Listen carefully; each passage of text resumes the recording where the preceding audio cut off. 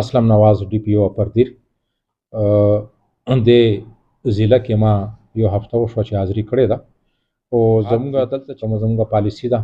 او بالکل کلیر ده. څومره چې منشیات فروش دي د اصلي نمایش دی، ورسره سود خور دي یا چې کوم دی انډر پلای والا کار کیږي، ورسره چې کوم دی ټریفیک کې چې کوم دی دا کم سن کم ډرایوینګ دی، ورسره فلیش لایټ کوم دی داسې هارونه استعمالوي چې هغه چې کوم دی نورو انسانانو ته نقصان رسوي او هغې چې کوم دی بیمارۍ نفسیاتي بیمارۍ د هغې نه پیدا کیږي. نو هغې ته زما دا پیغام دی چې دا ټول هر څه چې کوم دی دا ختم کړئ. مونږ ټولو خلاف